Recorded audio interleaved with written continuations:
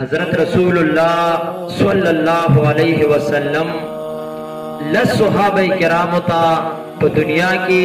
دا جنت زیر ورکڑو. پا آغا لس صحابہ کرام کی یو خلیف راشد، خلیف دوم، امیر المؤمنین حضرت عمر فاروق رضی اللہ تعالیٰ عنہ مبارکم دے. تاریخ الخلفاء کی جلال الدین سیوطی رحمت اللہ علیہ دا حضرت عمر فاروق رضی اللہ تعالیٰ عنہ متعلق لکلی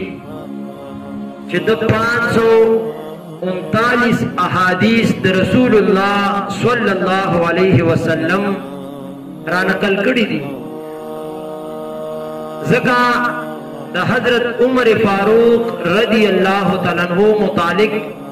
حضرت رسول اللہ صلی اللہ علیہ وسلم دا رب ذوالجلال پا دربار ربوبیت کی دعا کڑوا اور رب ذوالجلال دا حضرت عمر فاروق رضی اللہ تعالیٰ عنہ پا حق کی اغا دعا قبول کڑوا اور دا دین اسلام دے خل باغچے تا حضرت عمر فاروق رضی اللہ تعالیٰ عنہ دا حضور علیہ السلام پا دعا باندے داخل شوے. اور چکلا حضرت عمر فاروق رضی اللہ تعالیٰ عنہ دین اسلام تا داخل شو نو ام المؤمنین حضرت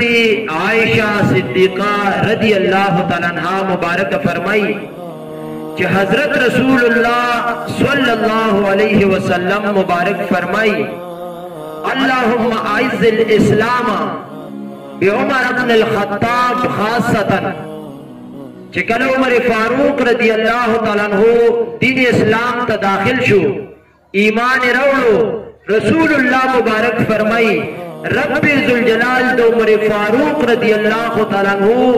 اسلام تا پا داخل دو باندے اسلام تا دیر لوی عزت ورکو. اور بیاد حضرت عمر فاروق رضی اللہ تعالیٰ عنہ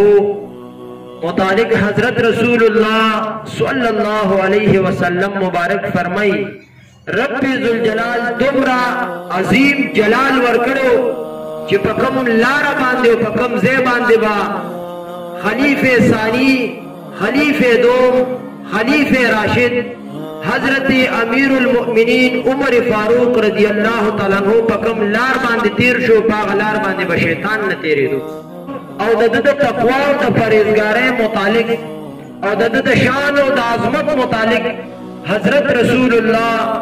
صلی اللہ علیہ وسلم مبارک فرمائی. روایت دا حضرت عقبہ ابن عامر رضی اللہ تعالیٰ عنہما دے اعلی حضرت عظیم المرتبت امام شاہ احمد رضا خان قندہاری افغانی ثم البریلوی رحمت اللہ تعالیٰ علیہ جامع الاحادیث پنزم جلد کی مبارک فرمائی دا حضرت عمر فاروق رضی اللہ تعالیٰ عنہ دا شان اقدس متعلق کہ رسول اللہ مبارک فرمائی لو کان بعدی نبی حضور مبارک فرمائی کہ چرت زمان پس بل نبیوے لکانا عمر ابن الخطاب. حضور مبارک فرمائی کہ چرت زمان پس بل نبیوے اب حضرت عمر فاروق رضی اللہ تعالیٰ عنہ اور دا حضرت عمر فاروق رضی اللہ تعالیٰ عنہ دا لڑ مقام اور دا مرتبی و علامت دام دے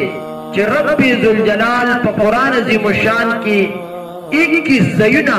یوش زینا دا حضرت عمر فاروق رضی اللہ تعالیٰ عنہ دا رائے موافق نازل کری. دمر عظمت و دمر شان دا حضرت عمر فاروق رضی اللہ تعالیٰ عنہ رب ذوالجلال دے منگو تاسو تا دا حضور صلی اللہ علیہ وسلم پا سنت باندے او دا صحابہ کرامو پا نقش قدم باندے پورا پورا دا پوئی او دا عمل کل توفیق را نصیب کی.